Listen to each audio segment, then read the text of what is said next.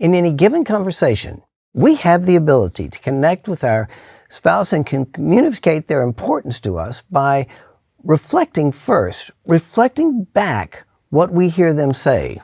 For instance, so for you, it's hard to believe that I wouldn't notice I had the wrong drink because the flavors are so different. Now, that's not defending, it's just reflecting what I hear her saying. However, when we correct, on the other hand, that's always going to lead to disconnection. It's not differences or disagreements or preferences or hurtful actions that ultimately cause marriages to fall apart. I believe it's our responses in those given situations. Hi, I'm Rick with Affair Recovery, and I want to tell you about a bad day that I had this past Sunday. In fact, it was a very bad day. It was EMS weekend, and one of the therapists asked if they could go get coffee or tea for Steph and I. And when I got to the conference room, he had delivered my dirty chai with 3 shots and Stephanie's chai tea. By mistake, as I was reading the little things, it was kind of dark, and I picked up the wrong cup, got her chai tea, and I drank it up. Steph comes over and finds my dirty chai, but she can't find her chai tea. So she comes to me and she says, "Did you drink my chai latte?" And I said, "I don't think so." And I gave her the cup and she looked and she said, "This was my drink." And I said, "Oops, sorry about that. I was just going really fast this morning trying to get everything done before our 7:30 session, and I guess I grabbed the wrong cup. I didn't even think about it. I didn't notice it." "How can you not notice it?" she said. "I mean, they don't taste anything alike. Didn't you notice that it was a little sweet for a dirty chai?" I said, "Yeah, I did notice that it was sweet, but I thought maybe somebody had put sugar in it." If you were Stephanie, how would my responses have made you feel? More connected or disconnected? In any given conversation, we have the ability to connect with our spouse and can communicate their importance to us by reflecting first, reflecting back what we hear them say. For instance, so for you, it's hard to believe that I wouldn't notice I had the wrong drink because the flavors are so different. Now, that's not defending, it's just reflecting what I hear her saying. However, when we correct, on the other hand, that's always going to lead to disconnection. It's not differences or disagreements or preferences or hurtful actions that ultimately cause marriages to fall apart. I believe it's our responses in those given situations. Let's talk about marriage. If you take 2 cats and tie their tails together and say, "Now get along," what are the odds that they're going to want to chase butterflies or take a nap or drink water or eat at the same time?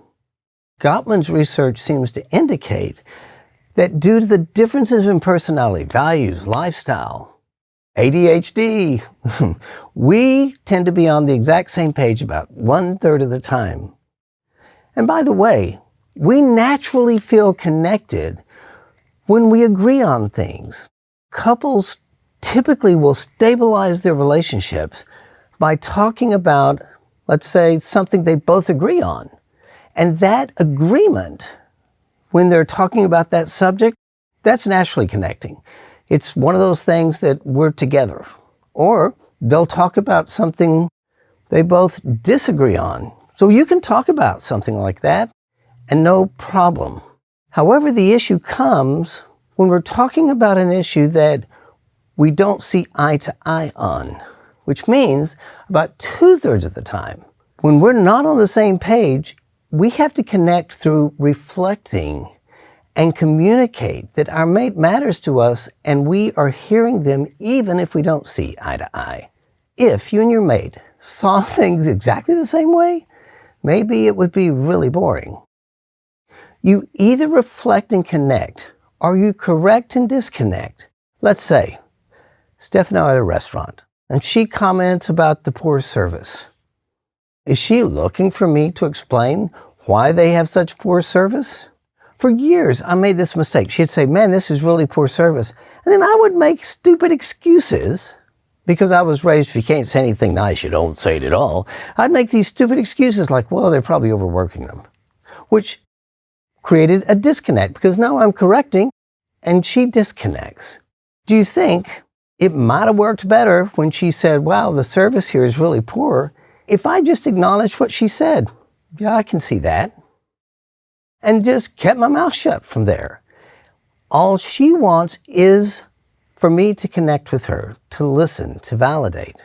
Failure to reflect back what our mates say and trying to be logical only causes disconnection. Sadly, guys in particular, we have this tendency to use logic or to use reason.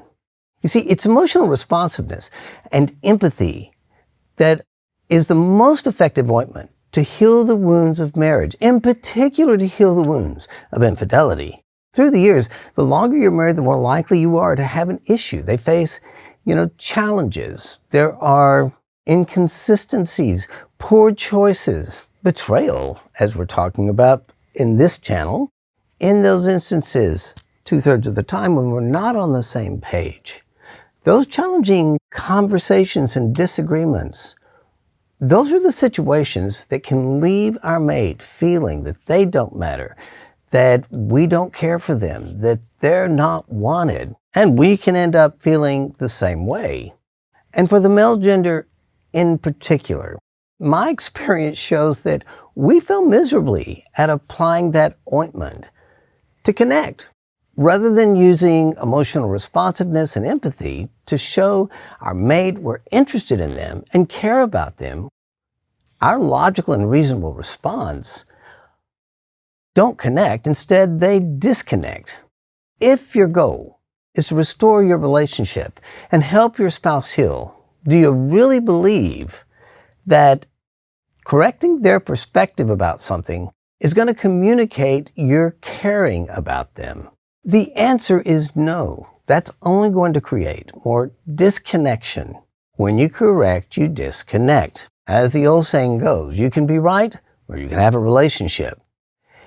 If you use logic and reason trying to explain things to your spouse, do you understand? You're only using logic and reason to try to correct how they see something. You're trying to show them their perspective is wrong, and that's going to lead to disconnection. I imagine somebody right now listening to this is going to say, but what if my mate's absolutely wrong in what they say or believe?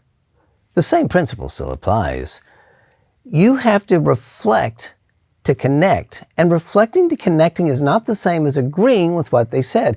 Rather, it's showing that you respect them enough to listen to what they had to say. And once you've reflected back what you've heard and helped them see that you at least are listening to them, and if they say, you got it, you do understand how I see it, then you can share your opinion. But if you begin by sharing how you see it, how they're wrong, you think you're going to connect? Either way, it's going to be connection through reflection that shows your respect for them and that they matter to you and that you value them enough to listen to them. So simply, if you want to improve your marriage, let them know you hear them before responding. Let them know you're interested in what they have to say, whether or not you agree with them. Don't correct and disconnect. Instead, reflect and connect to healing.